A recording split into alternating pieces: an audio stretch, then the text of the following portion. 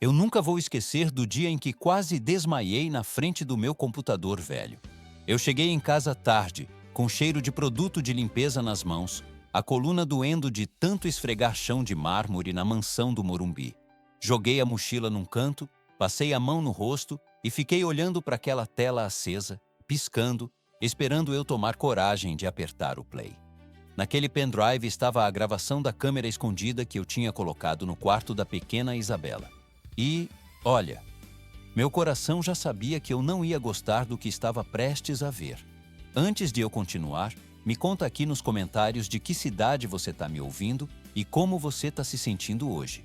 Eu tô te perguntando isso porque naquele dia, se alguém tivesse me perguntado como eu estava, eu só saberia responder uma palavra: assustado. A casa estava silenciosa. Minha mãe já tinha ido dormir, o ventilador fazia um barulho contínuo no quarto e meu filho estava no outro cômodo com o fone de ouvido, vendo vídeo no celular. Eu, ali, sentado naquela cadeira bamba, com o mouse na mão suada, olhava para o ícone do vídeo como se fosse uma bomba prestes a explodir. Parecia exagero, mas eu sabia que depois de ver aquelas imagens, nada mais ia ser igual na minha vida. Nem na minha, nem na da Isabela. Nos últimos meses, toda vez que eu entrava na mansão do seu Ricardo para trabalhar, eu reparava na menina. Isabela sempre foi miúda, delicadinha, mas tinha um brilho no olho, uma alegria de criança que corria pela casa, abraçava quem ela gostava. De repente, aquele brilho foi apagando. Primeiro, ela começou a ficar mais quieta, depois, mais pálida. O uniforme escolar começou a sobrar nela. As olheiras apareceram cedo demais para uma criança de 5 anos. E cada vez que eu perguntava se estava tudo bem, a nova esposa do patrão, a dona Cláudia, cortava a conversa com um sorriso frio e uma resposta pronta. É só uma fase, Paulo. Criança vira e mexe e fica doente. Mas não era só doença. Tinha alguma coisa ali que não batia. Eu sou só um faxineiro, mas quem limpa a casa dos outros há muitos anos aprende a enxergar o que não é dito. O jeito que a menina encolhia o corpo quando ouvia os passos da madrasta no corredor. O silêncio pesado que caía quando a Cláudia entrava no quarto. O olhar dela, rápido, atravessando o meu, como quem diz, não se meta. E aquela sensação ruim que ficava grudada em mim o dia inteiro, como o cheiro de água sanitária. Teve um dia em que Isabela desmaiou no meio do corredor. Eu larguei o balde, corri, peguei a menina no colo.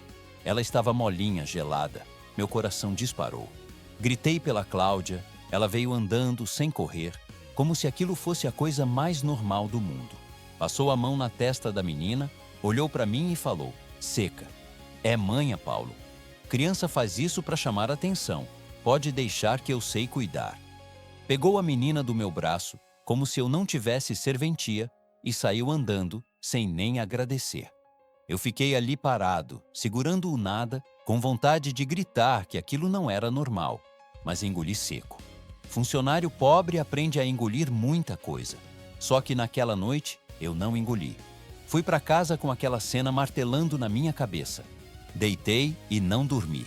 Virei de um lado para o outro, ouvindo o barulho distante dos carros na avenida, olhando para o teto descascado do meu quarto e perguntando para Deus: se estiver acontecendo alguma coisa errada com essa criança, me dá um sinal.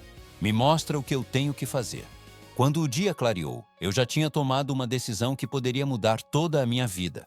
Eu ia instalar uma câmera escondida no quarto da Isabela. No outro dia, esperei uma brecha. A Cláudia saiu para fazer não sei o que na rua. O motorista levou seu Ricardo para a empresa e só ficaram eu, a cozinheira e a menina em casa. Falei que ia dar uma geral nos quartos. Quando entrei no da Isabela, ela estava sentadinha na cama, abraçada no ursinho de pelúcia preferido. Me olhou com aqueles olhos grandes, fundos, e perguntou baixinho: tio Paulo, você acredita em anjinho da guarda? Aquilo cortou meu peito. Eu engoli o choro, sorri para ela e respondi: acredito sim, minha princesa. E tenho um bem pertinho de você agora. Enquanto ela ia ao banheiro, eu, tremendo mais que vara verde, abri a costura de um dos ursinhos que ficavam na prateleira, encaixei a microcâmera e deixei apontada para a cama. Saí de lá com as pernas bambas, pedindo desculpa para Deus se eu estivesse exagerando, mas pedindo mais ainda para ele me mostrar a verdade. Agora, sentado de frente para o computador, era a hora de encarar essa verdade. Pluguei o pendrive, abri a pasta, cliquei no arquivo. O vídeo demorou uns segundos para carregar, e esses segundos pareceram uma eternidade. Eu via a imagem do quarto da menina ali pela tela, o abajur aceso, os brinquedos espalhados, a cama arrumadinha. Primeiro, nada demais. Isabela brincando sozinha, desenhando, falando baixinho com as bonecas. Eu olhava e pensava, tomara que eu esteja errado. Tomara que eu seja só um bobo preocupado demais. Até que de repente a porta do quarto se abriu. Meu coração disparou. Na tela, eu vi a figura da Cláudia entrando, fechando a porta atrás de si, devagar, como quem não quer fazer barulho. Ela se aproximou da cama, olhou para a menina com um sorriso que não chegava nos olhos e disse, com uma voz tão fria que eu senti o gelo atravessar a tela: "Levanta, Isabela. Hoje você vai aprender de uma vez por todas a parar de frescura." Eu congelei. Naquele instante, eu entendi que o que eu estava prestes a ver poderia mudar o resto dos meus dias. Mas antes de te contar o que mais aconteceu naquele vídeo e tudo o que essa frase realmente significava, eu preciso te explicar como é que um homem simples como eu foi parar no meio da vida de um milionário e da dor dessa criança. E você, no meu lugar, teria apertado o play ou teria fingido que não viu nada? Para você entender por que aquela frase da Cláudia no vídeo mexeu tanto comigo, eu preciso voltar alguns anos.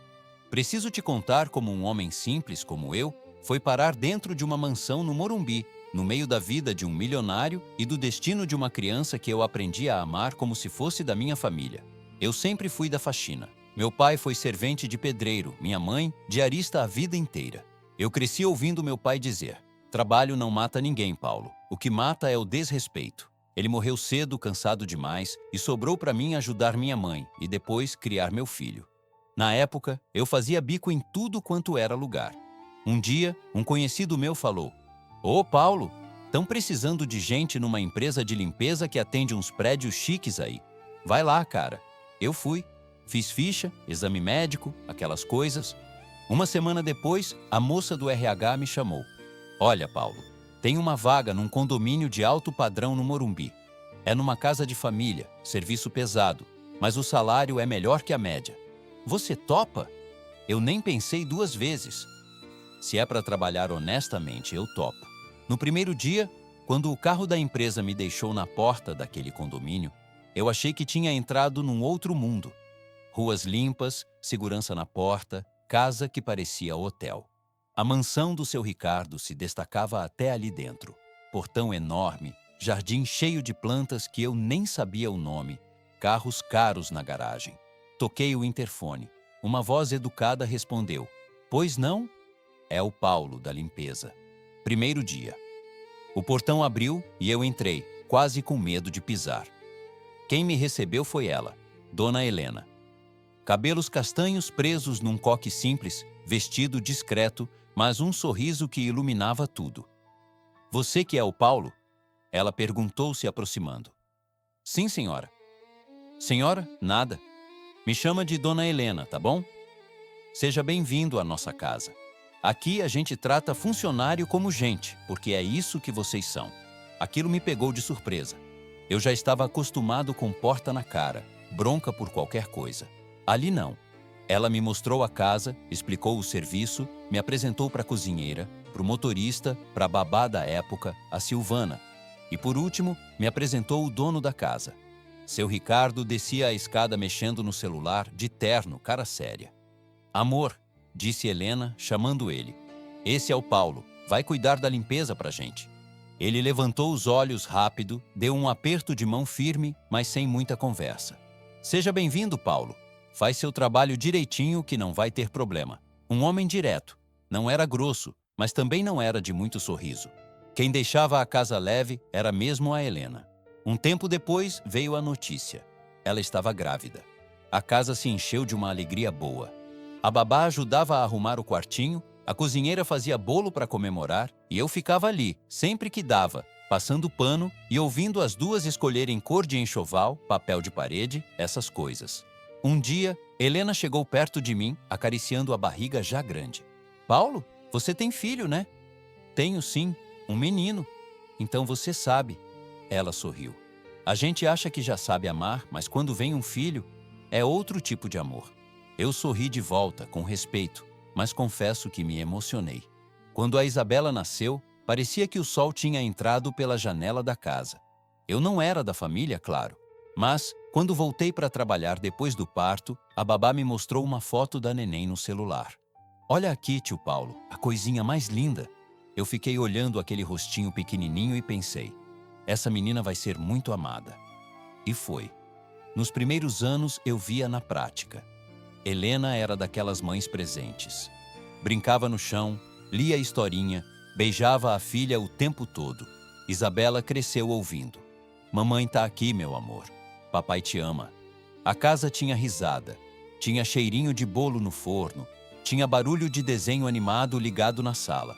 Foi por isso que a morte de Helena pegou todo mundo de surpresa. Um dia ela estava bem, no outro, eu cheguei para trabalhar e encontrei a casa num desespero. Cozinheira chorando, motorista falando alto no telefone, babá tremendo. O que aconteceu? Perguntei assustado. A dona Helena passou mal de repente. A cozinheira respondeu enxugando o rosto. Levaram para o hospital às pressas. Estão falando que é coisa séria. Aquele dia foi um caos. Eu ouvi barulho de ambulância. Vi Ricardo entrando e saindo de casa várias vezes. Terno amarrotado, olhar perdido. À noite veio a notícia. Helena tinha partido. Falaram em mal súbito, em possível aneurisma, exames inconclusivos. Para mim, só tinha uma palavra: injustiça. O velório foi pesado. Eu fui, ficando ali no cantinho dos funcionários. Dona Lourdes, mãe da Helena, quase não se aguentava em pé. Abraçava o caixão, chorava e repetia: minha menina, tão nova. Isabela, muito pequena, não entendia direito. Ficava perguntando: cadê a mamãe? A mamãe tá dormindo? Alguém respondia: tá com o papai do céu, meu amor. Nesse velório eu vi pela primeira vez a tal da Cláudia mais de perto. Ela era apresentada como a melhor amiga da dona Helena. Parecia muito solícita, ajudava a organizar as coisas, fazia café, conversava com o Ricardo num tom de quem quer consolar. Você não tá sozinho, viu? Eu ouvi ela dizer para ele. Pode contar comigo para tudo. Na época, eu não desconfiei de nada. Só achei que ela estava perto demais. Mas quem era eu para falar? Eu era o faxineiro. Eu limpava o chão em silêncio e ia embora. Os anos passaram. Ricardo se fechou mais no trabalho. Ficava fora a maior parte do dia. A babá e a avó materna seguravam a barra com a menina. De vez em quando, a Cláudia aparecia. Trazia presente, passeava com eles, tirava foto, e aí um dia veio a bomba.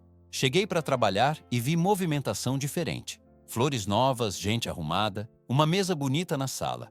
Perguntei baixinho para a cozinheira: o que está acontecendo? Ela suspirou. Ah, Paulo, hoje é a comemoração do casamento do seu Ricardo. Casamento? Eu franzi a testa. Casamento com quem? A cozinheira olhou para os lados e sussurrou: com a dona Cláudia, a tal amiga da Helena. Eu senti um aperto no peito. Não porque eu tivesse direito de achar nada, mas porque, sei lá, parecia rápido demais. Parecia estranho. Mas mais uma vez, engoli seco. Pobre engole muita coisa. Cláudia entrou naquele dia na casa como a nova senhora da mansão. Vestido elegante, sorriso vitorioso. Chegou perto de mim e disse: você é o Paulo, né? O famoso faxineiro de confiança da Helena. Sim, dona. Quer dizer, dona Cláudia. Pois é. Agora as coisas vão ser um pouco diferentes por aqui.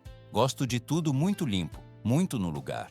E não quero funcionário se metendo em assunto de família, tá claro? Sim, senhora. Pouco tempo depois, ela mandou a babá embora. A partir de agora, quem cuida da Isabela sou eu. Ela disse firme: não preciso de ninguém me ensinando a ser mãe. Dona Lourdes começou a ser desmarcada das visitas com desculpas. Isabela, cada vez mais, ficava só com a madrasta e com funcionário dentro da casa.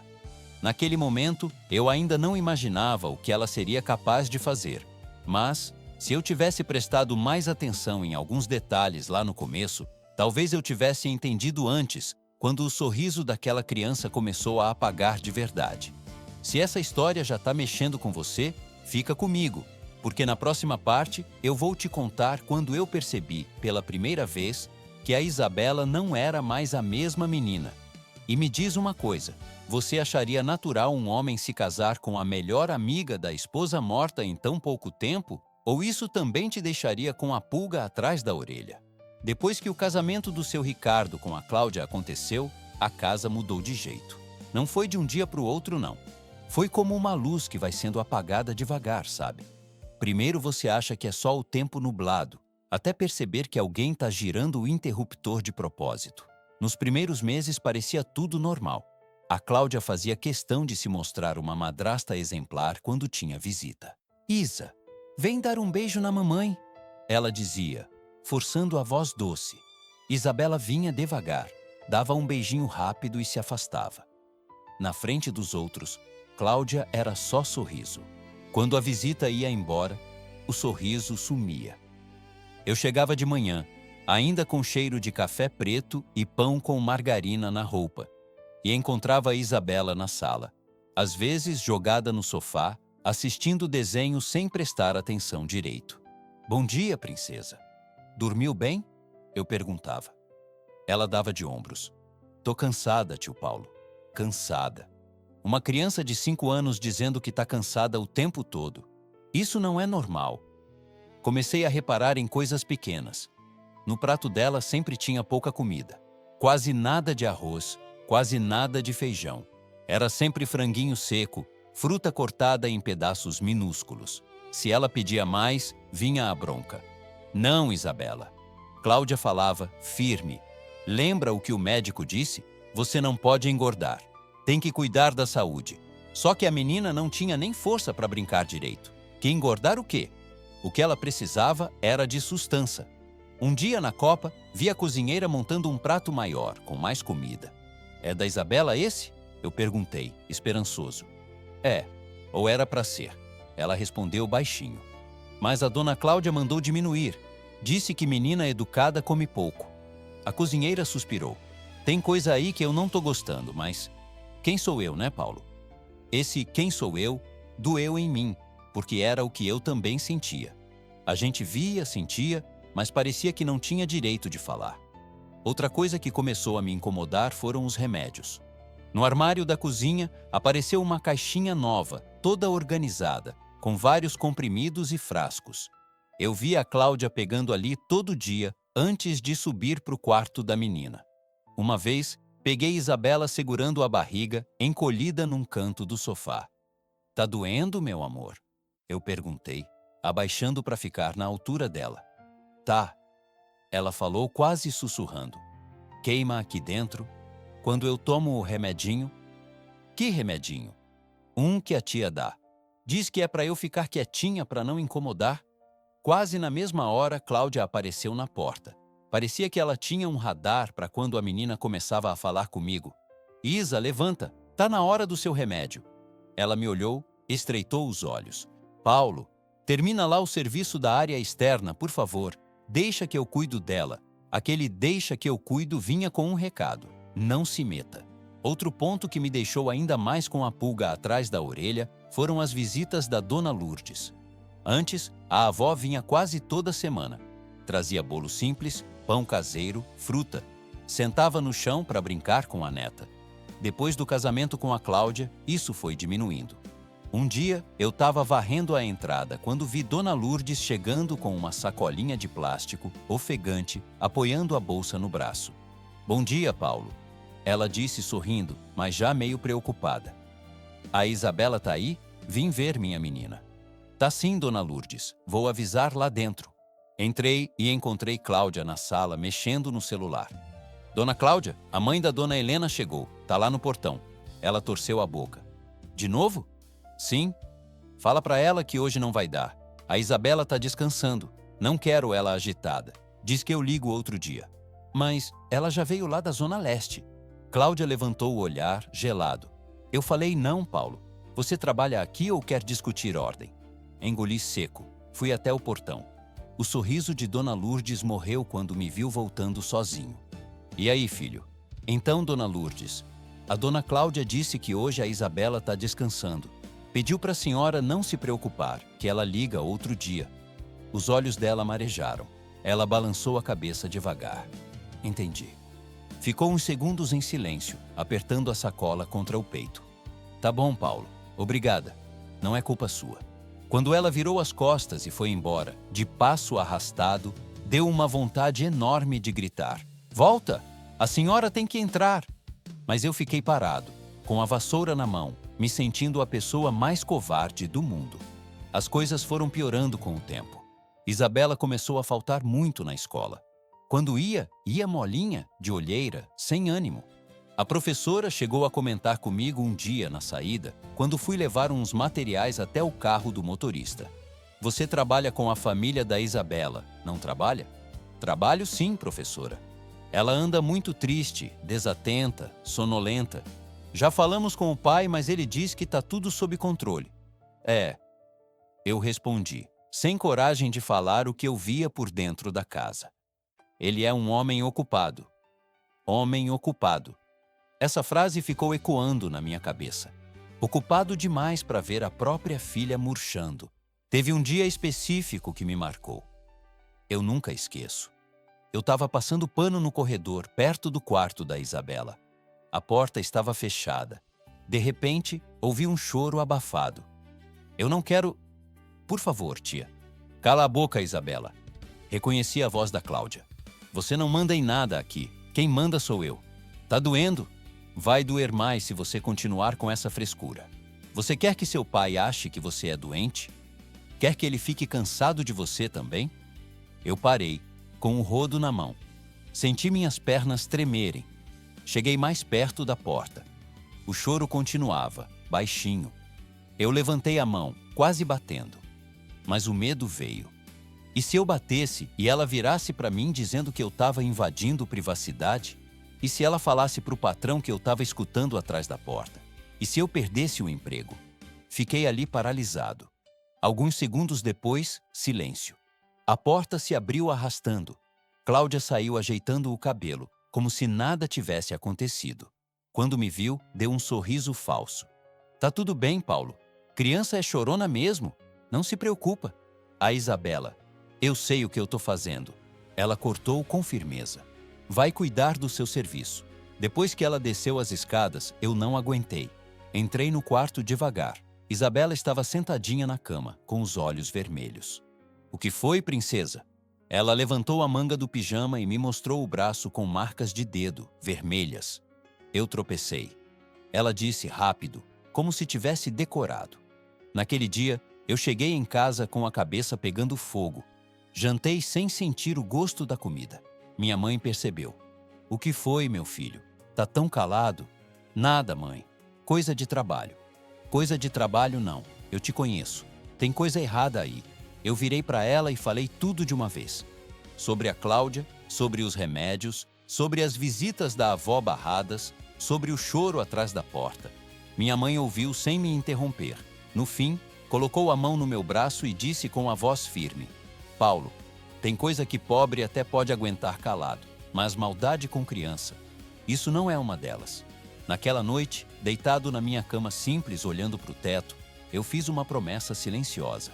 De um jeito ou de outro, eu ia descobrir o que estava acontecendo dentro daquele quarto. Nem que isso me custasse o pouco que eu tinha.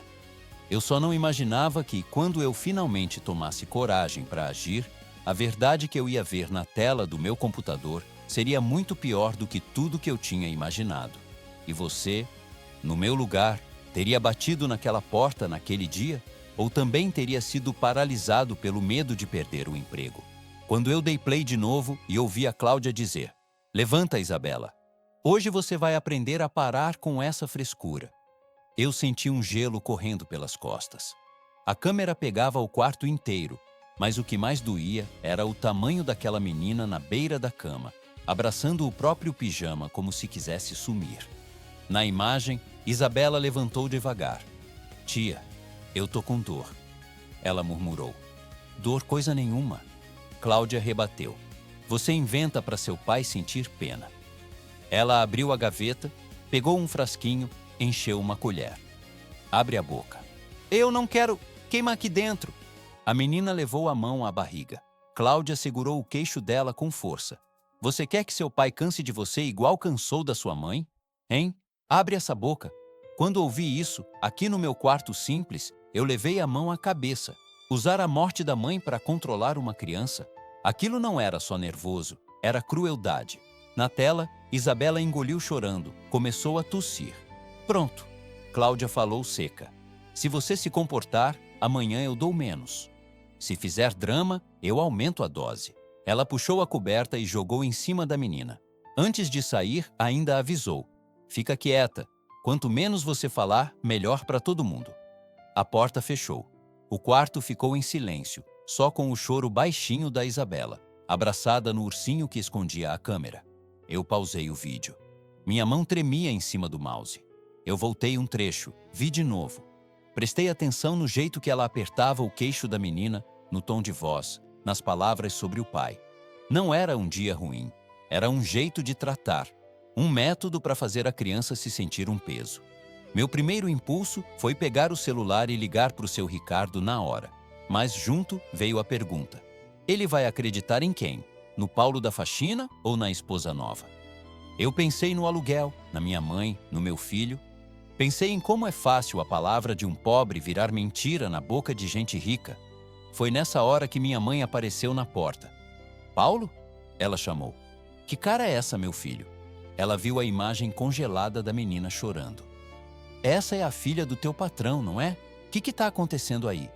Eu respirei fundo. Mãe, eu acho que estão fazendo mal para essa menina. Ela se aproximou devagar. Me mostra. Eu dei play, mas só um pedacinho. O suficiente para ela ouvir a frase sobre o pai ter cansado da mãe e ver a colher enfiada à força na boca da criança. Minha mãe levou a mão ao peito. Misericórdia. Ela sussurrou. Paulo, isso é sério demais. Eu sei, mãe, respondi, quase sem voz. Mas se eu abrir a boca, essa mulher acaba comigo. Diz que é mentira, que eu invadi a privacidade da menina e eu tô na rua. Ela me olhou firme. E se você não fizer nada e essa menina piorar? Você aguenta deitar a cabeça no travesseiro? Eu fiquei quieto.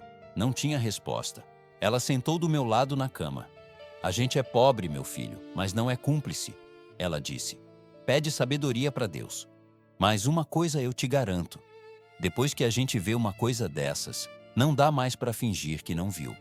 Quando ela saiu, eu copiei o vídeo para um pendrive pequeno e escondi num canto da casa.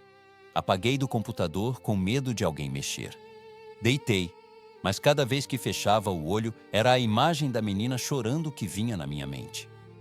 No dia seguinte, eu fui para a mansão com o corpo cansado e a cabeça pesada.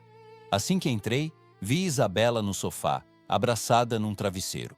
Bom dia, princesa, eu disse, tentando sorrir. Tá melhor hoje? Ela deu de ombros. A tia falou que eu tenho que acostumar, que eu sou muito chorona. Antes que eu respondesse, ouvi a voz da Cláudia. Isabela, quarto, agora. Ela ordenou. Depois olhou para mim. E você, Paulo, faz favor de parar de encher a cabeça da menina. Eu não respondi nada, mas por dentro alguma coisa tinha virado. Eu não conseguia mais olhar para aquela mulher sem lembrar do que tinha visto. Qualquer sorriso dela parecia máscara. Mais tarde, ouvi a cozinheira comentar que a menina tinha consulta marcada no hospital. Vai ela e a madame, comentou. Médico de confiança do patrão. De repente, Cláudia me chamou do hall. Paulo, você vem com a gente. Quero ajuda com bolsa, papelada, essas coisas. No carro, eu fui calado. Sentia o pendrive no bolso da calça, como se pesasse 1 quilo. Lá atrás, Isabela encostou a cabeça no vidro com um olhar distante. Cláudia só mexia no celular. No hospital, ajudei a descer, peguei ficha, entreguei documento. Enquanto elas resolviam as coisas na recepção, eu sentei numa cadeira de plástico e passei a mão no rosto. Soltei um suspiro que parecia sair lá de dentro da alma. Foi aí que uma mulher de jaleco parou perto de mim. O senhor tá bem? Ela perguntou, olhando nos meus olhos. Eu levantei a cabeça. No crachá, li. Ana Paula, técnica de enfermagem. Tô, mais ou menos, respondi. Ela franziu a testa. Cara de quem tá engolindo coisa errada. É com você ou com alguém que você viu sofrer? A pergunta dela me gelou. Olhei para o balcão. Cláudia ainda discutia com a recepcionista. Voltei a olhar para Ana Paula. E se for com uma criança? Eu perguntei, baixinho. Se for com criança, ficar calado dói 2 vezes. Ela respondeu, séria. As palavras dela bateram direto naquele lugar que minha mãe tinha tocado na noite anterior. Eu apertei o pendrive no bolso. Moça, eu falei, quase num sussurro. E se eu te disser que tenho um vídeo, uma prova, de que uma criança está sofrendo dentro da própria casa? Você me ouviria ou ia achar que é exagero de pobre? Ana Paula não desviou o olhar. Se for verdade, não é exagero, é coragem, ela disse. E coragem, por incrível que pareça, ainda encontra ajuda. Naquele momento, ali no meio daquela sala de espera fria, eu senti que talvez Deus estivesse abrindo uma porta. Mas dar o passo e confiar em alguém de fora ainda era uma decisão enorme para mim. E você, no meu lugar, teria contado tudo para Ana Paula ali na hora? Ou teria engolido mais essa e seguido sozinho? Eu fiquei alguns segundos em silêncio depois daquilo que a Ana Paula falou. Coragem ainda encontra ajuda. Essa frase ficou rodando na minha cabeça igual ventilador velho. Olhei para o balcão. A Cláudia ainda discutia com a recepcionista sobre prioridade de atendimento. Isabela, jogada numa cadeira, com a cabeça encostada no colo, parecia um passarinho doente. Moça, eu chamei de novo, baixinho. Mas se eu te contar tudo aqui agora, ela pode ver. Ana Paula deu uma olhada rápida na direção delas e voltou o olhar para mim. Não precisa ser aqui, ela respondeu. Mas você não pode carregar isso sozinho, não. Ela ia ser chamada para outra ala e já estava virando para sair, mas parou. Arrancou um papel do bolso e rabiscou alguma coisa. Olha, ela dobrou o papel e colocou discretamente na minha mão. Esse é o meu número. Se um dia você quiser conversar, de verdade, me manda mensagem. Eu fechei o papel na palma, como quem guarda um segredo. Ela sorriu de leve, um sorriso cansado, mas sincero, e foi atender outro paciente. Naquele dia, o resto do tempo no hospital parecia sonho ruim. Levaram a Isabela para fazer exame. Cláudia ficou andando de um lado para o outro, reclamando da demora, dizendo que pagava caro para ser mal atendida. Seu Ricardo nem apareceu. Reunião importante, segundo ela. Quando tudo acabou, voltamos para a mansão. Eu ajudei a tirar a menina do carro. Estava mole, com os olhos pesados. Obrigado, Paulo. Cláudia falou seca. Pode ir embora mais cedo hoje. Amanhã a gente ajusta seu horário. Quando ela fala assim, a gente nunca sabe se é presente ou ameaça. Eu assenti. Peguei meu ônibus, cheguei em casa com a cabeça girando. Minha mãe estava na cozinha, mexendo na panela. E aí, meu filho, como foi lá? Igual sempre, respondi, jogando a mochila num canto. A menina mal, a madame mandando em tudo, o pai sumido. Sentei na mesa, tirei o papel amassado do bolso e coloquei na frente dela. O que é isso? Perguntou. Número de uma moça lá do hospital, técnica de enfermagem. Acha que eu não devo ficar calado. Minha mãe olhou para mim daquele jeito que só mãe olha. E você, acha o quê? Eu acho que se eu falar demais eu fico sem emprego, respondi. Mas se eu ficar calado, eu não durmo em paz.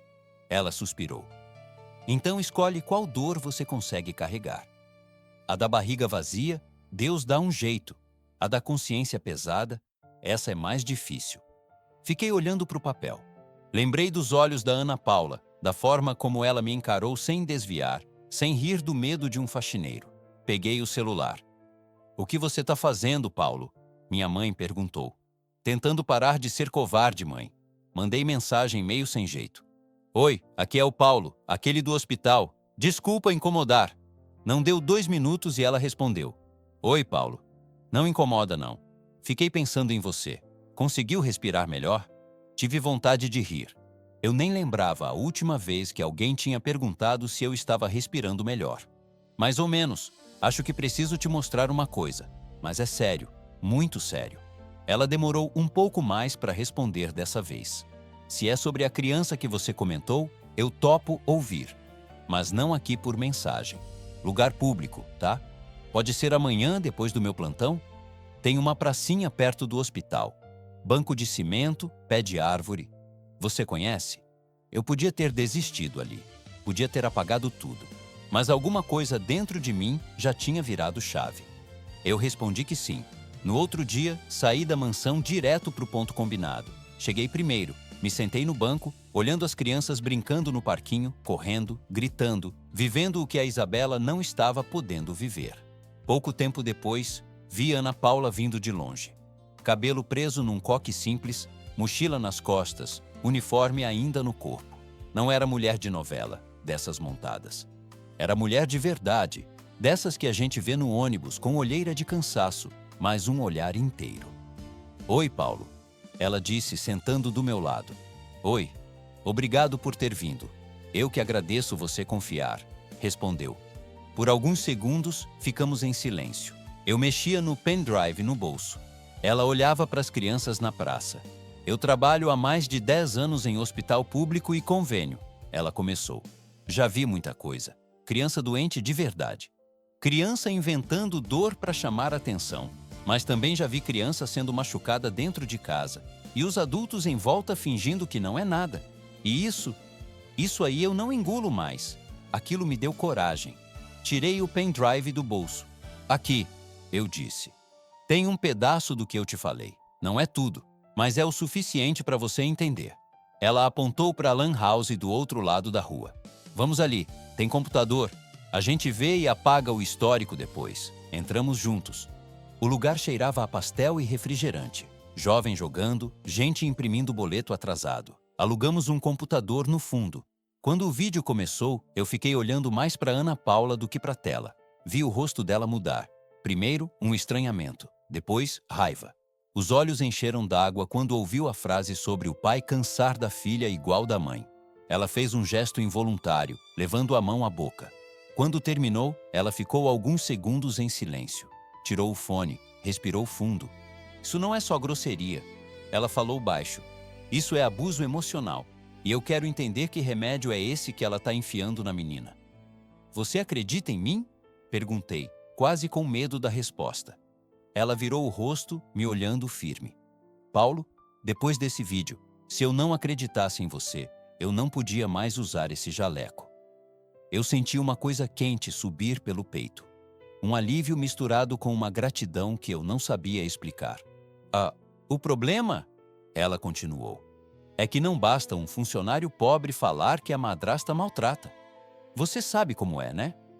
Sei, respondi. A palavra deles vale mais. A gente precisa de alguém da família do lado certo. Alguém que tenha direito de bater na mesa.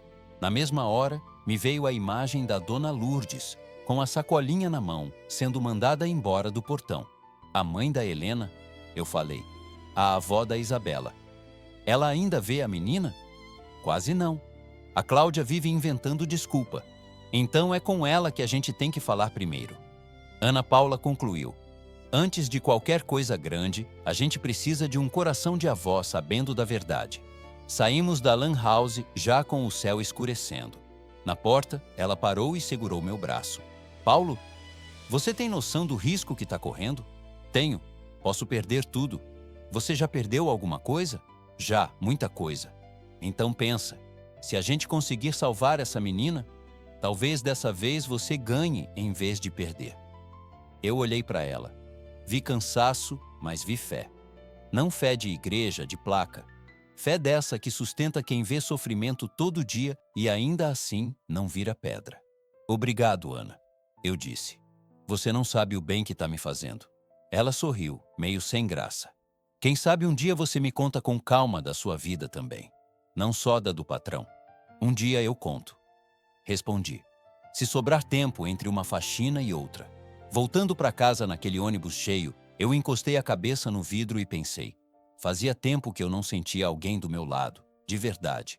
Não era só pela causa da Isabela. Era como se, pela primeira vez em muito tempo, eu não estivesse lutando sozinho. Cheguei em casa e contei tudo para minha mãe. Ela ouviu, balançando a cabeça. Essa moça tem o olho bom, Paulo. Ela disse. Deus usa a gente assim, simples, para fazer coisa grande. A gente decidiu falar com a Dona Lourdes primeiro. Então vai, minha mãe falou. Mas vai preparado. Coração de avó não aguenta qualquer coisa, não. Na manhã seguinte, acordei com o sol batendo no rosto e uma certeza: eu não podia mais adiar. Anotei o endereço da Dona Lourdes que eu tinha no caderninho antigo, peguei o pendrive, coloquei no bolso e saí. Peguei 2 ônibus, desci numa rua simples da Zona Leste, cheia de casa geminada, cachorro latindo, cheiro de café vindo das janelas. Parei em frente a um portão baixo de ferro, meio enferrujado. A casa era pequena, mas cuidada. Tinha vaso com planta na frente. Respirei fundo. Bati palma no portão. "Quem é?" Ouvi a voz dela lá de dentro. Naquele momento, com o pendrive queimando no meu bolso e o coração acelerado, eu sabia que depois daquela conversa não teria mais volta. E você, no meu lugar, teria coragem de levar essa verdade para o coração de uma avó, sabendo que vai despedaçar a mulher, ou deixaria tudo como está para não mexer em ferida antiga? "Quem é?" A voz da Dona Lourdes veio fraca, mas firme, lá de dentro. "É o Paulo." "Dona Lourdes." "O Paulo, da casa do seu Ricardo, da Helena." Minha voz saiu meio embargada. Demorou alguns segundos.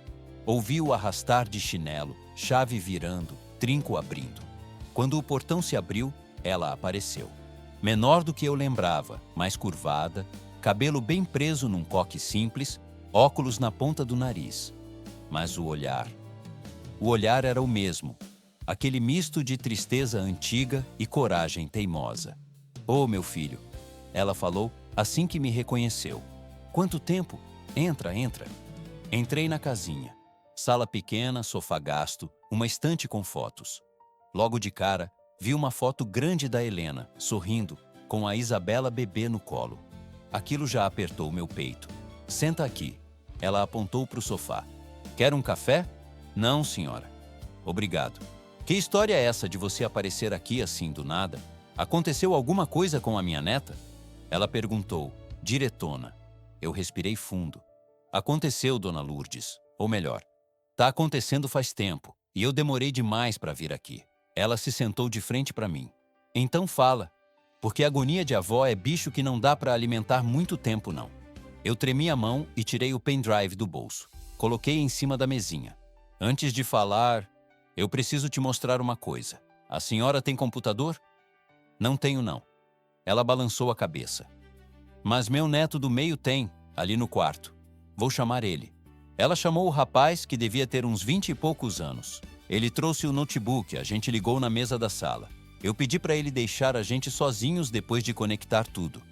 "É coisa séria, tá, meu filho?" Ela avisou para ele. "Coisa de família." "Tá bom, vó." Ele respondeu saindo. Fiquei só eu e ela. As mãos dela cruzadas no colo, como quem se prepara para reza ou para notícia ruim. "Dona Lourdes." Eu comecei. "Eu preciso que a senhora seja forte para ver isso. Se a senhora quiser que eu pare no meio, eu paro. Mas, se a gente não encarar junto, ninguém vai encarar pela gente." Ela ajeitou os óculos, respirou fundo. "Paulo, eu já enterrei uma filha. Você acha que tem alguma coisa no mundo que doa mais que isso? Se tem coisa acontecendo com a minha neta, eu quero ver até o fim." Dei play. A imagem apareceu. O quarto da Isabela. O mesmo que eu já tinha visto tantas vezes. Eu fiquei em pé, atrás da cadeira dela. Ela foi se inclinando para frente, prendendo a respiração, igual fez quando viu a filha no caixão, anos atrás. Viu a menina sentada na cama, ouviu o choro baixo, viu a porta abrindo, a Cláudia entrando, as palavras frias, a colher enfiada à força, a ameaça com o nome do pai e da mãe. Quando a frase "Você quer que seu pai canse de você igual cansou da sua mãe?" saiu da boca da Cláudia, a mão da Dona Lourdes bateu na mesa, seca. Não, não é possível." Ela murmurou. Eu pausei. "Quer que eu pare?" Ela me olhou de lado, com o olho já cheio d'água, mas duro. "Eu falei para você que eu ia ver até o fim. Dá play." Eu dei. Ela viu mais uns minutos. Viu a menina encolhendo, o medo no olhar, o jeito da Cláudia sair do quarto como se tivesse acabado de regar planta, não de machucar uma criança. Quando o vídeo terminou, o silêncio na sala era pesado. Só se ouvia um carro passando na rua, o tic-tac de um relógio antigo na parede. De repente, o corpo da Dona Lourdes pareceu murchar. Ela levou as duas mãos ao rosto e começou a chorar. Não era choro escandaloso, era choro fundo, de quem já teve muita dor guardada e agora abriram mais uma gaveta. Minha neta, ela balbuciava. A minha neta, Paulo, na mão dessa mulher, a mesma mulher que chorou do meu lado no velório da Helena. Eu sentei do lado dela, sem saber onde pôr as mãos. Me desculpa, dona Lourdes. Eu falei. Eu demorei demais. Vi coisa errada, senti e fui covarde. Tive medo de perder emprego. Medo de ser chamado de mentiroso. Ela levantou o olhar, ainda molhado, mas firme. Não fala assim, não. Você já fez mais do que muito da família do lado de lá. Você mostrou a verdade. É com ela que a gente trabalha agora. Ela enxugou o rosto com o canto do avental, respirou fundo, ajeitou a coluna na cadeira. Mudou. Parece que no meio da dor, um outro tipo de força tomou conta. Essa mulher, ela falou devagar, tirou minha filha de perto de mim em vida, com essas amizades esquisitas de melhor amiga. Agora quer acabar com a minha neta. Não vai. Não enquanto eu tiver uma perna para andar e uma voz para gritar. A senhora sabe que não vai ser fácil, né? Eu disse. Ela tem o seu Ricardo do lado dela. Tem não. Ela rebateu, na hora. O que ela tem é ele enganado. A partir da hora que ele ver isso aqui, apontou para o notebook. Eu quero ver ele continuar dizendo que não está vendo. E se ele não acreditar? Perguntei. Ela deu um meio sorriso amargo. Aí, meu filho, aí ele escolhe o lado dele diante de Deus e da consciência, mas a escolha dele não muda o que eu vou fazer. Ela fechou o notebook, levantou da cadeira. Você tem coragem de ir comigo na casa dele? Tenho. Respondi na mesma hora. Então você vai. E vai repetir tudo o que viu se for preciso. Porque pobre ou rico, ninguém tem o direito de brincar com a vida de uma criança. Enquanto ela pegava a bolsa e o casaquinho, eu olhava para as fotos na parede. Helena, mais jovem, roupinha simples de adolescente, festa de aniversário, casamento. Em todas, Dona Lourdes sorria, orgulhosa. Agora, aquele mesmo peito que já tinha enterrado uma filha se armava para proteger a neta. Pegamos o ônibus juntos. Ela sentou na janela, segurando a bolsa no colo como se segurasse o próprio coração. De vez em quando, olhava pela janela e murmurava. Elê, minha filha, dá força para sua mãe hoje. Eu não disse nada, só senti o peso daquele pedido. Quando o ônibus dobrou a rua do condomínio, parecia que estávamos entrando em outro país. Guarita, segurança, portão eletrônico. O contraste entre a casa simples dela e a mansão do genro doía ainda mais naquele momento. O segurança nos viu chegando a pé, estranhou. Boa tarde, vão aonde? Na casa do seu Ricardo. Ela respondeu firme. Eu sou sogra dele. Ele checou o sistema. Não tenho autorização de entrada registrada hoje, não, senhora. Ela apoiou a mão no balcão de vidro. Meu filho, autoriza aí. Eu sou a mãe da Helena, a falecida. A mãe da antiga dona dessa casa. Se você quiser ligar lá dentro e avisar, pode ligar, mas eu não volto para casa sem olhar para a cara daquele homem hoje. O tom dela não deixava muito espaço para discussão. O segurança ligou, falou com alguém, liberou a entrada. O portão abriu devagar. Quando chegamos na porta da mansão, meu coração disparou igual no dia da câmera. Dona Lourdes tocou a campainha com uma firmeza que eu não tinha. Quem abriu foi a Cláudia. E quando viu a sogra na porta, o sorriso que ela tentava ensaiar morreu na metade. Dona Lourdes, que surpresa! Ela falou com voz melosa. A que devo a visita? Você deve muita coisa para muita gente. A velha respondeu sem rodeio. Mas hoje eu quero dever só uma conversa com o pai da minha neta. O Ricardo está ocupado. Cláudia tentou cortar. Ele não avisou visita. Então você avisa agora. Dona Lourdes disse, pisando para dentro sem esperar convite. Porque se ele não vier aqui falar comigo como homem, eu juro que eu fico plantada nessa sala até ele resolver aparecer. Eu fui atrás, sem saber se devia ou não, o coração batendo na garganta. A casa parecia mais fria do que nunca. Cláudia fechou a porta, mudou o tom. Não tem necessidade disso, Dona Lourdes. A Isabela tá bem. É uma fase difícil. Ela é sensível. Sensível é o que sobrou da alma dela depois do que você vem fazendo, sua. Ela começou a falar, mas se segurou. Respirou fundo. Chamou Ricardo. Agora. Cláudia me olhou irritada. Paulo, o que você está fazendo aqui? Eu encarei pela primeira vez sem baixar a cabeça. Tô aqui para confirmar o que a mãe da dona Helena tem para mostrar. Os olhos dela escureceram. Por um segundo, eu vi na cara dela o mesmo olhar do vídeo. Um ódio gelado. Vocês dois estão passando dos limites, ela disse, já perdendo um pouco do controle. Isso é uma casa de família, não é casa de show. Dona Lourdes abriu a bolsa, tirou o pendrive, colocou em cima da mesa de centro com um gesto firme. Casa de família é lugar onde criança é cuidada, não onde é ameaçada com o nome da mãe morta. Vai chamar o Ricardo, ou eu mesma grito por ele. O ambiente pareceu gelar mais. A cozinheira apareceu na porta da cozinha, olhando assustada. O silêncio era tão grande que dava para ouvir o relógio da sala.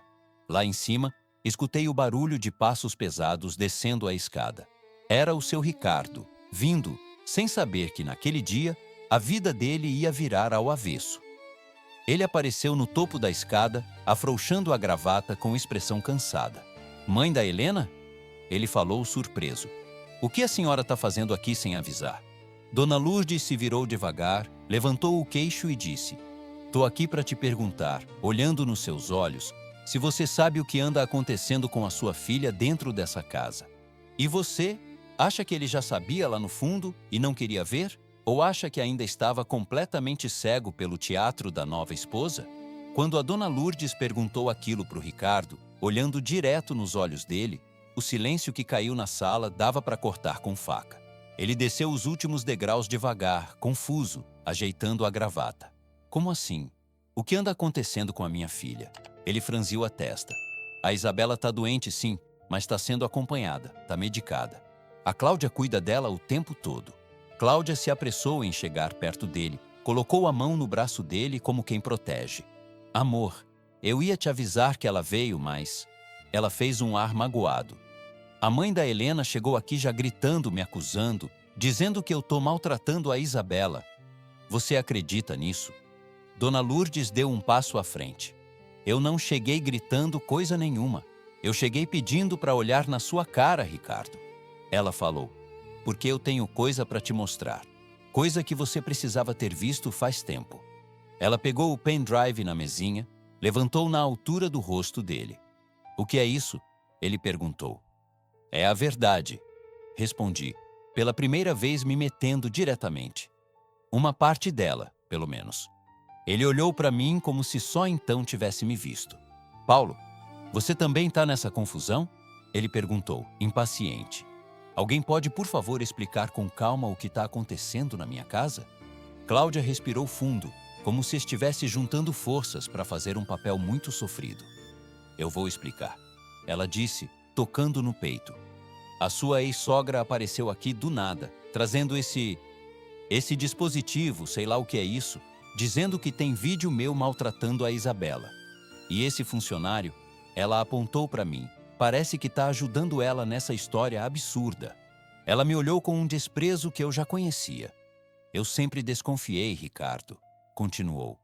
Ele vive muito interessado na menina, sempre se metendo, indo no quarto, perguntando demais. Agora tá claro, ele quer arrumar confusão, talvez até arrancar algum dinheiro da gente. Aquilo foi como um tapa na cara. Eu não aguentei. Não, senhor. Eu falei alto. Com todo respeito. Eu nunca entrei no quarto da Isabela para nada que não fosse arrumar a cama, limpar ou ver se ela estava bem. O que eu vi, o que a gente vai te mostrar, é a tua esposa tratando tua filha como se fosse um estorvo. O clima pesou. O rosto do Ricardo ficou vermelho. Chega, ele falou levantando a mão. Eu não vou aceitar que se fale assim da minha esposa dentro da minha casa. Tu já aceitou coisa bem pior, meu filho. Dona Lourdes retrucou. Só que não sabia. Ela apontou para a TV da sala. Tem como colocar esse vídeo aí? Perguntou. Ou vai ser mais fácil continuar fingindo que não vê? Ele hesitou por um segundo. Cláudia apertou mais o braço dele. Amor, você não vai dar corda para isso, né? Ela falou com a voz embargada. Você sabe que sua filha é difícil, que eu sofro para cuidar dela. E agora vem esse povo, querendo te deixar contra mim. Eles não aceitam que você tenha refeito sua vida depois da Helena. Os olhos dela encheram d'água na hora certa. Era um talento. Ricardo, ela continuou, eu tô com a sua filha quando ninguém mais tá. De madrugada, nas crises dela, nos hospitais. E agora estão dizendo que eu sou uma monstra. Qualquer pessoa que não tivesse visto o vídeo acreditaria. Fácil. Mas Dona Lourdes não se abalou. Olha aqui. Ela disse indo até o rack, abrindo a gaveta. Eu não sou mulher de tecnologia não, mas sei pedir ajuda. Se você não ligar essa TV, eu levo esse vídeo para quem quiser ver fora daqui. E aí, meu filho, a vergonha vai ser maior. Ele olhou para ela, olhou para mim, olhou para Cláudia. A indecisão estava estampada na cara. Por fim, suspirou. Tá bom, disse seco. Me dá isso aqui. Pegou o pendrive, conectou num aparelhinho ligado na TV. O coração batia tão forte no meu peito que parecia que a sala toda podia ouvir. A imagem do quarto da Isabela apareceu. Ninguém falou nada. Só se ouviu a voz da menina, baixinha, e depois a de Cláudia, fria, como eu já tinha ouvido antes. A mesma cena. A ameaça, o remédio enfiado à força, a frase sobre ele ter cansado da mãe. Eu não olhava para a tela. Eu olhava para o rosto dele. Primeiro, um estranhamento. Depois, incredulidade. Por fim, uma mistura de vergonha e raiva que eu não sabia para que lado ia estourar. Quando o vídeo acabou, a TV ficou em silêncio. A sala inteira também. Cláudia foi a primeira a reagir. Levantou as mãos como quem não acredita. Isso é montagem, ela gritou. Ui, isso é edição. Eles pegaram um pedaço de áudio, cortaram, colocaram junto. Paulo sempre mexendo em coisa eletrônica, computador velho. Deve ter arrumado alguém para manipular isso. Eu dei um passo à frente. Senhor, eu juro pela vida do meu filho que esse vídeo não tem montagem nenhuma. Eu falei. Eu coloquei a câmera porque eu vi a tua filha murchando, sendo medicada sem necessidade, isolada da avó. Eu não aguentei mais. Ricardo passou a mão no rosto, nervoso. Por que você não falou comigo antes, Paulo? Ele perguntou. Por que não veio direto a mim em vez de fazer essa espionagem dentro da minha casa? E o senhor ia acreditar? Eu retruquei, com respeito, mas sinceridade. Um faxineiro contra a esposa nova? Eu vi a forma como o senhor olha para ela. Eu tive medo de ser mandado embora na hora. Dona Lourdes entrou de novo. E eu, Ricardo? Ela perguntou. Eu sou o quê? Também sou funcionária? Eu sou a mãe da mulher que amou você e te deu essa menina. Você acabou de ver com seus próprios olhos. Vai continuar defendendo essa cobra? Cláudia virou para ela, mascarando o nervoso. Cobra é a senhora que nunca gostou de mim. Ela disparou. Desde que eu era amiga da Helena, a senhora me olhava torto. Agora quer usar esse vídeo falso para destruir meu casamento. Ela voltou para ele. Amor, pensa. Ela disse, chegando perto, baixando a voz. Eu posso ter perdido a cabeça num momento, falado uma frase mais dura, mas você sabe, criança é difícil. Às vezes a gente erra no tom, mas eu jamais faria mal para Isabela. Ela começou a chorar. Eu tô cansada, soluçou. Eu cuido dessa casa, cuido da sua filha. Aguento a saudade que você sente da sua ex-mulher. E agora isso? Você vai ficar do lado deles? De um faxineiro metido a herói e de uma sogra que nunca aceitou o nosso casamento. A estratégia era clara. Virar vítima. Ricardo andou pela sala, nervoso. Apertava a ponte do nariz, respirava fundo. Eu não sei o que pensar. Ele disse. Eu vejo a imagem, mas conheço a minha esposa. Sei do esforço dela. Eu não me aguentei. Com todo respeito, o senhor conhece a versão dela. Falei. A da menina, o senhor não conhece faz tempo. O senhor quase não olha para Isabela. O senhor paga tudo, assina o cheque, mas não vê o que está acontecendo. Ele se virou para mim, com raiva. Você está passando dos limites, Paulo. Gritou. Eu sempre te tratei bem, sempre te dei oportunidade. E agora você entra no quarto da minha filha, instala câmera escondida e vem me acusar dentro da minha casa? Entrei para proteger. Respondi. Não para espionar. Cláudia aproveitou o momento. Isso é crime, Ricardo, ela disse. Crime! Invasão de privacidade de menor de idade. Quem garante que ele não estava filmando a menina por outros motivos? Vai saber o que passa na cabeça desse tipo de gente? Ela me olhou com nojo, deixando no ar aquilo que não teve coragem de dizer com todas as letras. Dona Lourdes levantou indignada. Cuidado com o que você insinua, sua infeliz. Ela gritou. Esse homem aqui tem mais caráter no dedo mindinho do que você no corpo inteiro. Mas o estrago estava feito. Eu vi no olhar do Ricardo a dúvida ser plantada. Aquele negócio sujo de inverter tudo estava funcionando. Chega, ele falou com a voz firme. Chega, eu não vou aceitar esse tipo de confusão dentro da minha casa. Ele apontou para mim.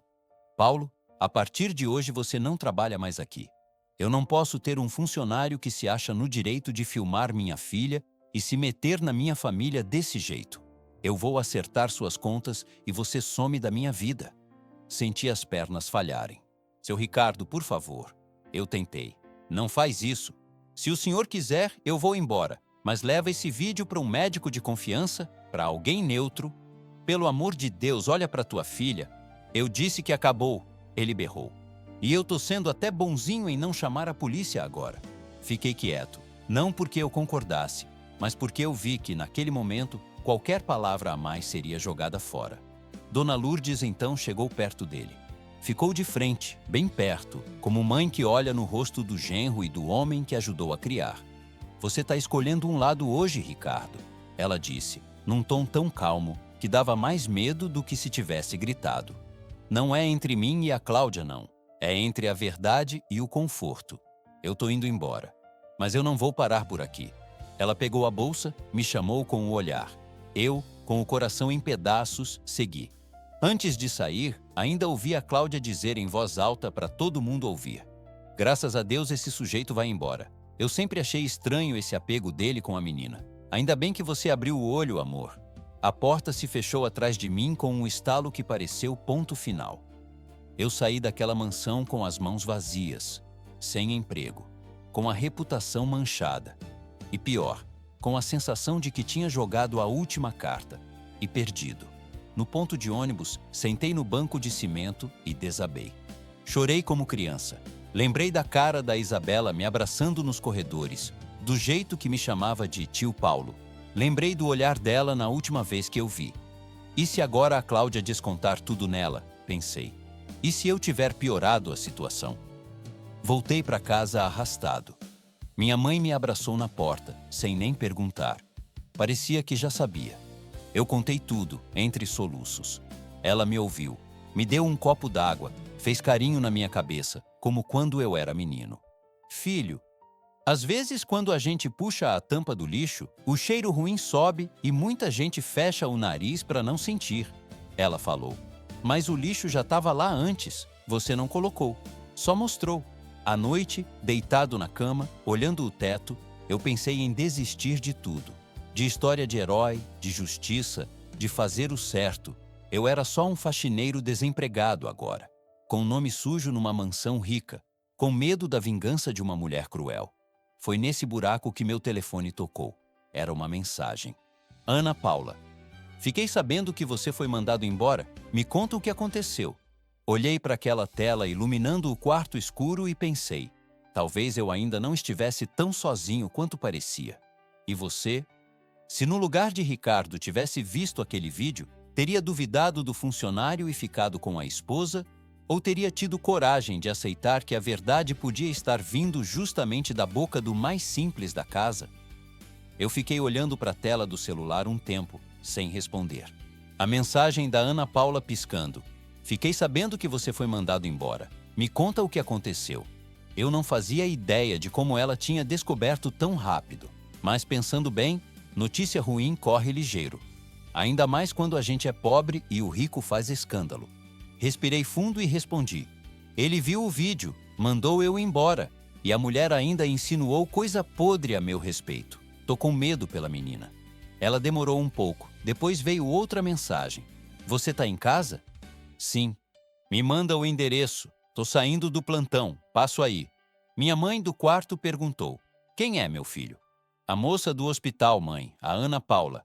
Manda vir, ela disse. Quem vem trazer mão dada na hora da dor, a gente abre a porta. Mandei o endereço.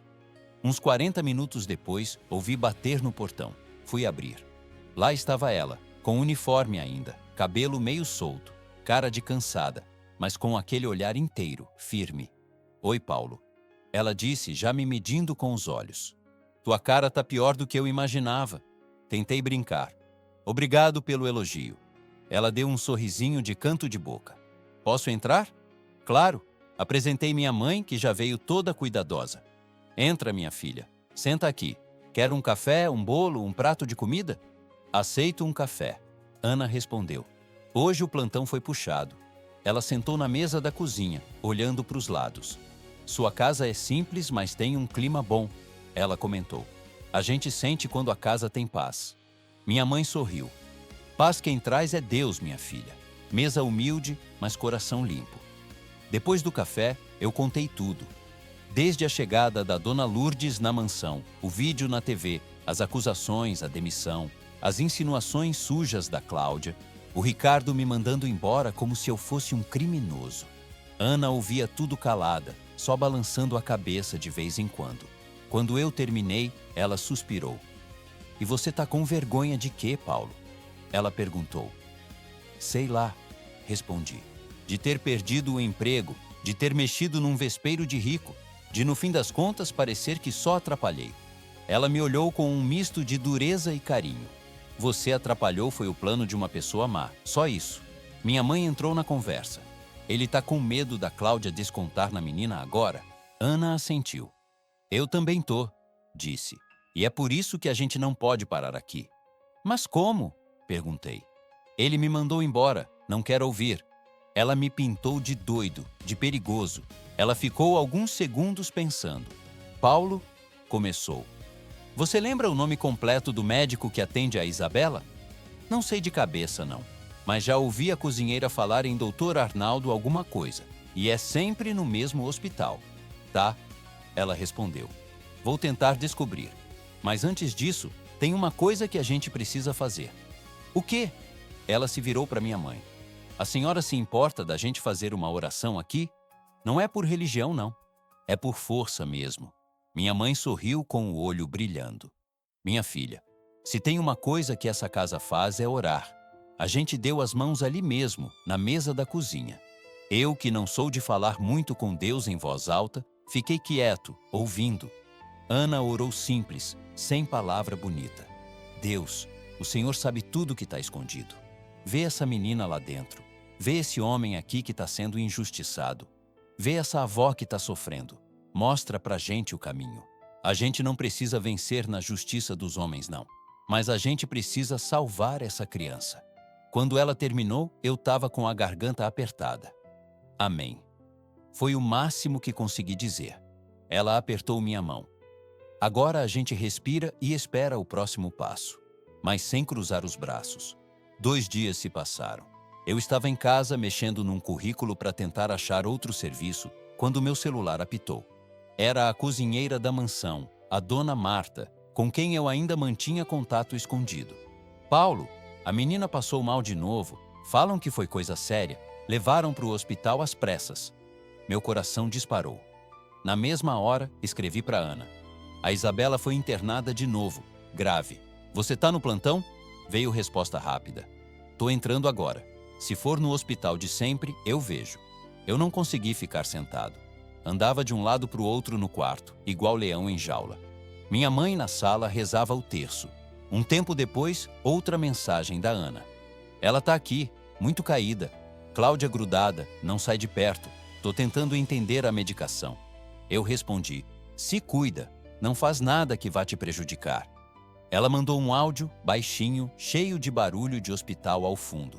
Paulo, prejudicar eu já tô, todo dia, quando vejo coisa errada e faço de conta que não vejo. Fica em paz. Se eu conseguir alguma coisa, eu te aviso. As horas não passavam. A cada barulho de moto na rua eu pensava que era notícia ruim chegando.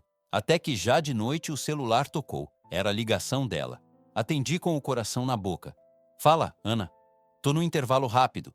Ela falou em voz baixa. Consegui ver a prescrição antiga e a atual. Tem remédio que não bate, Paulo. Tem coisa aí que não fecha. Como assim? Pelo prontuário, ela tinha um histórico de ansiedade leve depois da morte da mãe. Normal. Agora tão dando remédio forte. em dose alta demais para a idade e peso dela. E quem insiste nesses remédios é sempre a mesma pessoa, Cláudia. Eu fechei os olhos. E o médico não vê? Vê o que ela conta, respondeu. Ela chega falando de crise, de comportamento agressivo, de pesadelo, de surto. Diz que a menina tem algo errado na cabeça.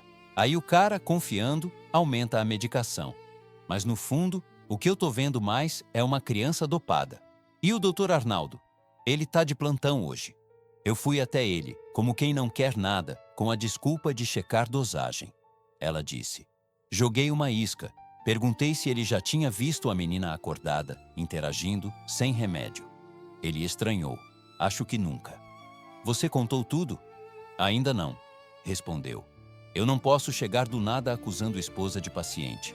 Posso ser mandada embora antes de ajudar em alguma coisa. Mas eu vou chamar ele numa conversa reservada. E aí, se ele for um médico decente, eu mostro o vídeo. Ana, tem certeza? Paulo, ela falou com a voz firme. Se eu estiver segurando a mão de uma menina que está assim por causa de remédio errado e não fizer nada, eu não mereço estar nesse hospital. Ficamos em silêncio alguns segundos. Eu ouvi um barulho de maca passando no corredor. E a Cláudia? Perguntei. Tá aqui o tempo todo fazendo cena. Ela respondeu. Chora, fala que é a única que cuida, que a avó some, que o pai trabalha demais. Você precisa ver. Se eu não tivesse visto o vídeo, talvez até acreditasse.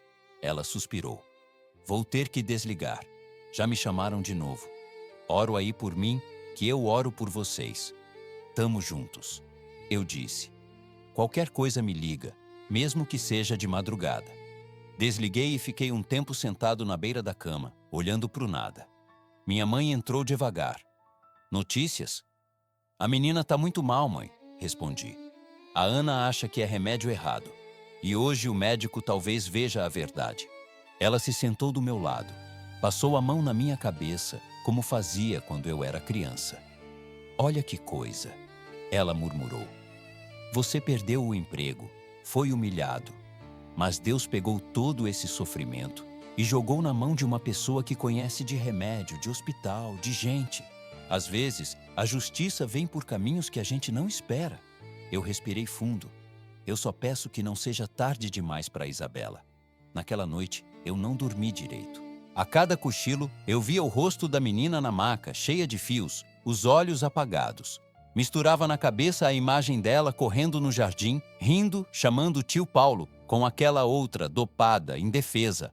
Quase de manhã, o celular vibrou de novo. Uma mensagem longa da Ana. Consegui falar com o médico, mostrei o vídeo. Ele ficou chocado. Vai pedir avaliação completa, suspender parte da medicação e limitar o acesso da Cláudia na beira do leito por enquanto. Disse que quer ouvir o pai e a avó. A coisa vai esquentar e eu vou estar aqui para ver. Eu li e reli aquela mensagem umas 10 vezes. Pela primeira vez em muitos dias, senti uma pontinha de esperança abrindo caminho no meio do medo. Talvez, enfim, a máscara da Cláudia estivesse começando a rachar. E não era mais só eu, faxineiro, dizendo. Era alguém de dentro do hospital, vendo com os próprios olhos. E você, no meu lugar, teria força para continuar nessa luta mesmo depois de perder tudo? Ou já teria jogado a toalha e deixado a vida resolver sozinha? No outro dia de manhã, eu ainda estava com o olho ardendo de tanto não dormir quando o celular vibrou de novo. Era a Ana. Paulo, o médico chamou o pai e a avó para uma conversa hoje à tarde. Eu falei da senhora Lourdes, passei o contato. Se você puder vir com ela, vem. Meu coração deu um salto. Eu não era mais funcionário. Não tinha mais nada a ver oficialmente com aquilo. Mas por dentro, parecia que minha vida toda estava amarrada ao que ia acontecer naquele hospital. Fui até a sala. Minha mãe estava sentada com o terço na mão. Mãe, é hoje, eu disse. O médico chamou o Ricardo e a dona Lourdes. A Ana pediu para eu ir junto com ela. Minha mãe levantou devagar, com aquele jeito cansado, mas firme. Então vai, meu filho, falou. Onde a verdade é chamada, você não pode faltar. Peguei 2 ônibus até a casa da dona Lourdes. Ela já estava pronta, sentada na beirinha da cama, com a bolsa no colo, olhando para o relógio como se pudesse adiantar a hora na força do pensamento. Vamos, Paulo, ela disse, levantando com dificuldade. Eu não aguento mais ver minha neta sofrer sem saber se estão ajudando ou atrapalhando. No caminho, ninguém falou muito, cada um com seus fantasmas. Quando a gente chegou no hospital, o corredor estava aquele entra e sai de sempre. Maca, médico, acompanhante, cheiro de remédio misturado com café requentado. Ana apareceu no fim do corredor, com a prancheta na mão. Dona Lourdes, que bom que a senhora veio. Ela disse, abraçando a velha com carinho. Paulo, obrigado por estar aqui. Como ela tá? Perguntei quase atropelando. Tá mais lúcida hoje, respondeu. A gente reduziu parte da medicação.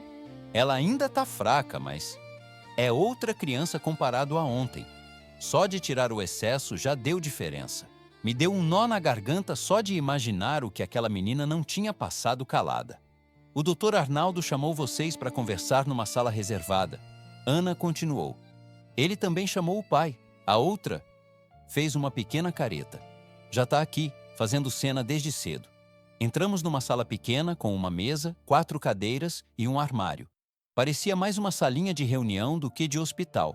Pouco depois o doutor entrou. Cabelo grisalho, óculos, cara de quem já viu muita coisa na vida. Boa tarde, ele cumprimentou. Dona Lourdes, né? E o senhor é o Paulo? Sou sim, doutor, respondi. Ele fez que sim com a cabeça, como quem já tinha ouvido falar de mim. Em seguida, Ricardo chegou. Terno amassado, olheiras fundas. Entrou apressado, mexendo no celular, mas guardou quando viu a sogra e eu ali. O que está acontecendo, doutor? Perguntou tenso. Me ligaram dizendo que queriam falar comigo sobre a minha filha. Vamos com calma. O médico disse. Eu quero primeiro agradecer por vocês terem vindo. A situação da Isabela é delicada e a gente precisa alinhar algumas coisas. Cláudia apareceu logo atrás, sem ser chamada, encostando na porta. Se é da minha enteada que estão falando, eu tenho direito de participar. Ela soltou, já com aquele tom. O médico respirou fundo. Tudo bem, senhora Cláudia. Mas peço que me escute até o fim, sem interromper. Ela cruzou os braços, mas entrou e sentou. Ele abriu a pasta, tirou alguns papéis. Eu venho acompanhando os exames da Isabela nos últimos meses. Começou. E também recebi hoje um material, um vídeo, que me foi mostrado pela equipe daqui. Durante um meio segundo, o sangue pareceu sumir do rosto da Cláudia. Que vídeo? Ela perguntou, tentando parecer tranquila. Um registro feito dentro do quarto da criança, na casa de vocês. Respondeu. Eu não vou entrar no mérito da forma como foi gravado, porque isso a justiça, se for o caso, vai avaliar. Eu estou aqui como médico, preocupado com o que vi e com o quadro clínico da menina. Ele continuou. O que eu posso dizer, tecnicamente, é que a dosagem de alguns medicamentos que estavam sendo administrados é incompatível com a idade e o peso da Isabela. E pior, eram medicamentos que, pela prescrição, deveriam ser dados em situações muito específicas, não como rotina. Ricardo se mexeu na cadeira. Mas foi o senhor que receitou, ele falou. A Cláudia sempre me disse que estava só seguindo orientação médica. Eu receitei doses específicas em momentos específicos. O médico corrigiu. O que eu estou percebendo é que houve em casa um aumento e uma insistência em manter remédios mesmo quando não havia mais necessidade. E isso, associado ao vídeo que eu vi, me levanta uma suspeita grave. Alguém pode estar provocando ou exagerando sintomas na criança. O silêncio caiu pesado. Cláudia tentou achar uma brecha. O senhor está me chamando de mentirosa, doutor? Ela disse, fingindo se ofender. Eu sempre descrevi direitinho o que via. Se a menina piorou, é porque tem algo sério. Eu sou a única que está com ela 24 horas por dia. Dona Lourdes bateu a mão na mesa. Tá com ela para enfiar remédio na marra? É isso que o senhor viu no vídeo? Ela atacou. Ameaçando com o nome da mãe? Fazendo a criança se sentir um estorvo? O médico levantou a mão. Por favor, vamos manter o respeito, pediu. O que eu posso afirmar é, a partir de hoje, enquanto a Isabela estiver sob meus cuidados aqui, a administração de qualquer medicação será controlada exclusivamente pela equipe do hospital e o acesso a ela será reorganizado. Como assim, reorganizado? Ricardo perguntou. Em casos em que há suspeita de que alguém próximo possa estar interferindo negativamente no quadro, É prática a gente limitar a presença dessa pessoa ao leito. Ele explicou. Eu já solicitei apoio do serviço social do hospital, que, por sua vez, tem o dever de comunicar o conselho tutelar. Eles vão avaliar o risco e orientar os próximos passos. Cláudia levantou da cadeira indignada. Isso é um absurdo, gritou. Eu sou quase mãe dessa menina. Eu que cuido dela desde que a Helena morreu. Agora, por causa de um vídeo mal intencionado, estão me tratando como criminosa? Ela virou para mim. Foi você, né? Apontou o dedo. Você trouxe tua amiguinha do hospital para o nosso caso, convenceu todo mundo. É isso que pobre invejoso faz. Não se conforma em ver os outros bem. Eu fiquei quieto. De verdade, ali quem tinha que responder não era eu, era a própria vida. Quem falou foi o Ricardo. Cláudia, chega. Ele disse com a voz estranha, meio quebrada. Eu vi o vídeo também. Eu tentei não acreditar, mas agora tem o médico, tem essa história dos remédios. Ele passou a mão no rosto. Eu fui um cego, confessou. Eu quis tanto acreditar que estava tudo bem que fechei os olhos para o que doía ver. Ela foi para cima dele. Você vai acreditar neles? Perguntou, quase num sussurro de raiva. Na sua ex-sogra, que sempre me odiou? Num faxineiro que foi demitido com motivo? Numa enfermeirinha qualquer? O médico entrou de novo. Não é questão de acreditar em A ou B, falou. É olhar para o conjunto. Uma criança que emagrece, apaga, vive dopada, um vídeo com ameaça psicológica, remédios em dose errada. Isso para mim é suficiente para pelo menos afastar qualquer pessoa suspeita até tudo ficar claro. Ele olhou direto para Cláudia. A partir de hoje, senhora, o seu acesso ao leito da Isabela fica suspenso temporariamente, até que o serviço social e o conselho avaliem. Ela arregalou os olhos. O quê? O senhor não pode fazer isso. Eu vou falar com a direção desse hospital. Vou processar todo mundo aqui. A senhora tem todo o direito de procurar os meios legais. Ele respondeu sério. Mas meu dever é proteger o paciente. Dona Lourdes segurou o choro. Ricardo ficou ali, imóvel, como quem finalmente entendeu o tamanho do buraco. Ana apareceu na porta, discreta, como quem só cumpria a rotina. Doutor, o pessoal do serviço social já chegou, avisou. Ele assentiu. Cláudia, eles vão conversar com a senhora separadamente, disse. Ricardo, eu gostaria que o senhor fosse ver a sua filha agora. Sem remédio, sem filtros, só você e ela. A senhora também, dona Lourdes, depois a gente organiza. Eles saíram, cada um puxado por um turbilhão de sentimento. Eu fiquei para trás, encostado na parede da salinha, sem saber se tinha o direito de estar ali ou não. Ana se aproximou. Você fez sua parte. Ela falou baixinho. E se ela conseguir virar o jogo de novo? Perguntei. Gente assim sempre acha um jeito. Às vezes, Paulo, a verdade demora, mas hoje ela está chegando mais rápido do que eu mesma imaginei, respondeu. E tem coisa que não volta atrás. Um médico que viu o que viu, uma avó que não vai sossegar, um pai olhando a filha sem máscara. Mais tarde, no corredor, vi Ricardo saindo do quarto da Isabela. O rosto dele estava desmanchado. Ele veio até mim devagar. Eu falei com ela. Disse com a voz embargada. Pela primeira vez em muito tempo, sem ela estar dopada. E o que ela disse? Perguntei. Ele passou a mão nos olhos. Ela perguntou se tinha feito alguma coisa muito errada para eu ter deixado de gostar dela. Respondeu. Disse que a tia dizia isso quando ela chorava. Eu senti uma fisgada no peito. Eu fui um covarde, Paulo. Ele continuou. Me escondi atrás de trabalho, de reunião, de contrato e entreguei minha filha nas mãos erradas. E quando você tentou falar, eu te chutei para fora da minha vida. Ele respirou fundo. Eu não sei nem por onde começar a consertar isso, mas queria pelo menos começar te pedindo perdão.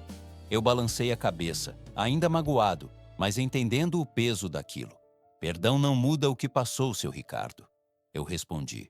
Mas pode mudar o que vem daqui para frente. Ele assentiu. Eu quero lutar pela guarda da minha filha. Quero afastar a Cláudia se for confirmado tudo isso. Quero reparar o que der. Falou. E, se um dia você aceitar, queria que você voltasse. Não como faxineiro, mas como alguém de confiança. Alguém que vê o que eu não tive coragem de ver. Eu não sou de chorar na frente de patrão, mas naquele dia a voz falhou.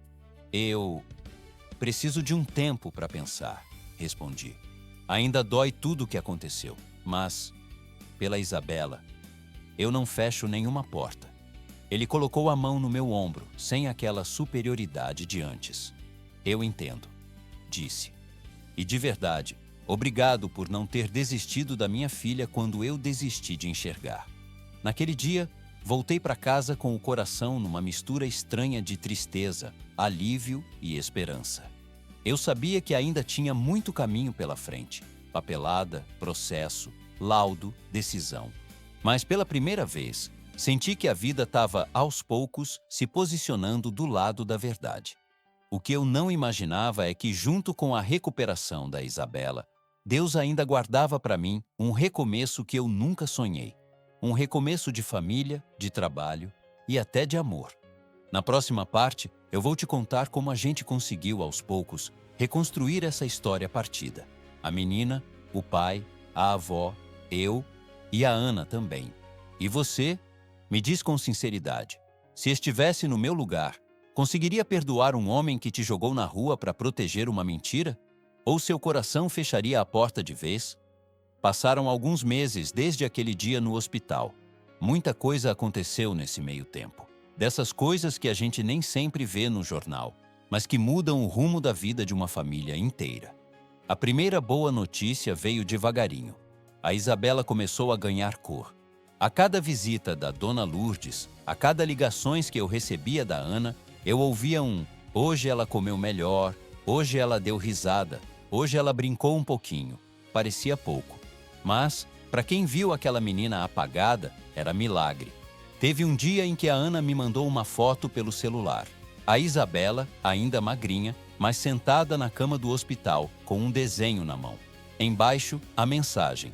Ela pediu para desenhar você e o ursinho da câmera KKK. Tá voltando a ser criança.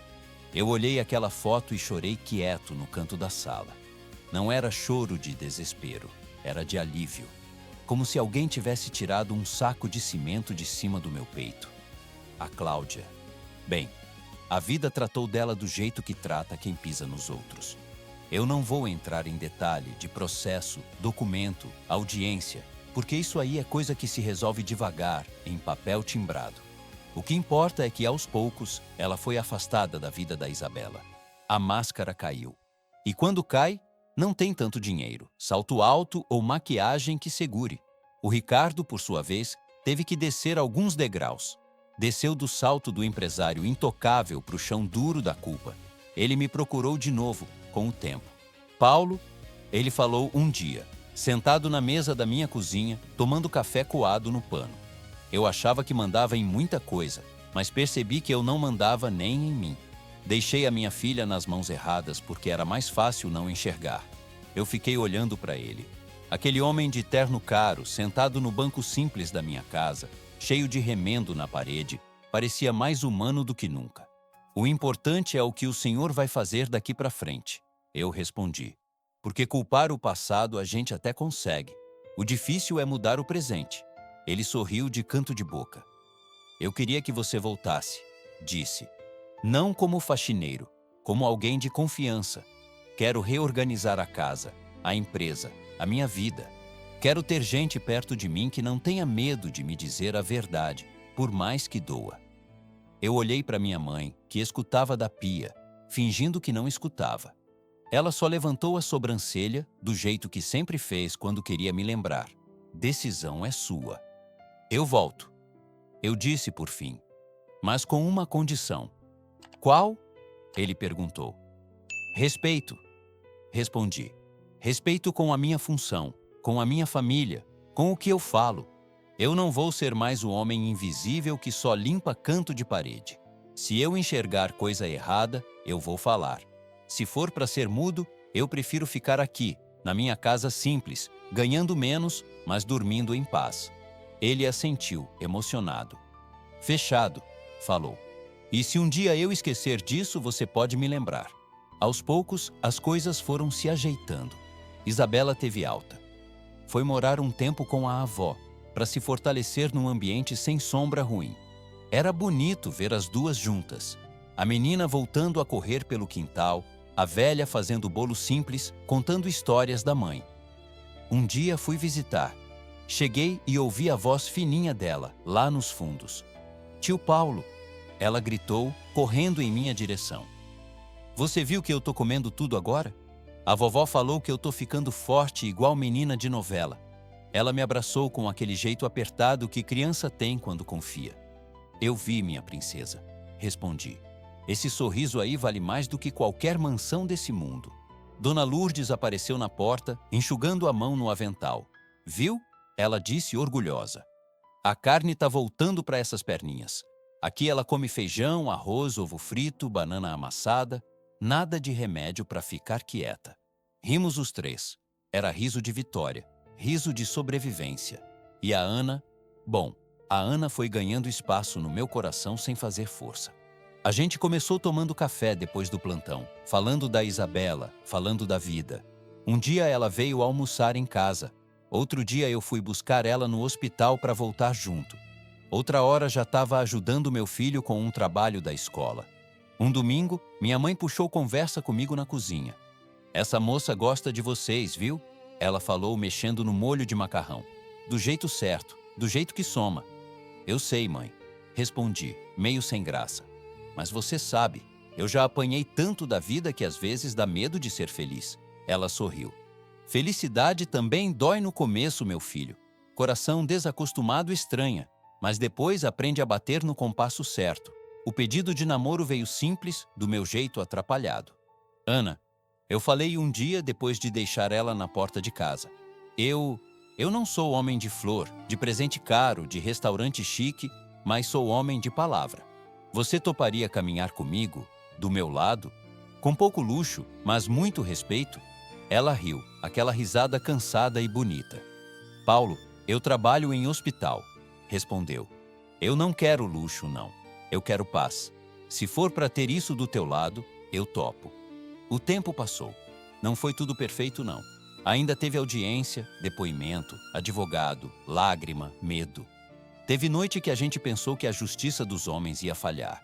Mas lá na frente, a guarda da Isabela foi ficando mais segura nas mãos certas. Ricardo aprendeu a ser pai de verdade, não só pagador de conta. Vivia mais no chão da sala, jogando jogo de tabuleiro com a filha, do que em reunião atrás de mesa. Teve um domingo especial que, para mim, resume essa história toda. A mesa da minha casa estava cheia. Minha mãe na cabeceira, Dona Lourdes do lado, Ana servindo o arroz, meu filho trazendo copo, Isabela correndo para lá e para cá com um desenho na mão. Até o Ricardo apareceu, simples, de camiseta, sem aquele ar engomado. Tio Paulo, olha aqui. A Isabela puxou minha camisa. Eu desenhei a nossa família, peguei o papel. Tava tudo lá. Ela, a avó, o pai, minha mãe, meu filho, eu e a Ana. Todo mundo meio torto, de lápis de cor, mas junto. E isso aqui em cima? Perguntei, apontando para um coração grande. É Deus. Ela respondeu como se fosse óbvio. Ele olhando a gente comer macarrão de domingo. Eu não aguentei. Ri com o olho cheio de lágrima. Naquela hora, olhando aquela mesa simples com panela no meio, gente de mundos diferentes dividindo o mesmo pão, eu pensei, é isso. É assim que a vida faz justiça às vezes. Não com sentença bonita, mas com gente sentada junto, curada, comendo e rindo. Hoje, quando eu volto para a mansão para trabalhar, eu entro de cabeça erguida.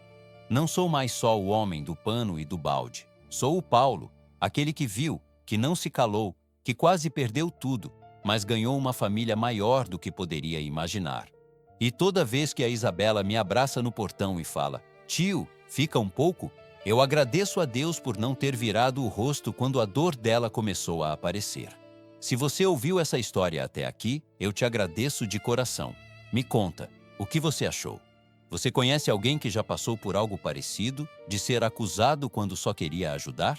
Escreve aí nos comentários o que você está sentindo agora. Eu leio tudo com muito carinho. E se um dia a vida te colocar diante de uma injustiça com alguém indefeso, lembra de mim, do Paulo. O medo grita alto, mas a consciência, quando fala, é ela que acompanha a gente até o fim.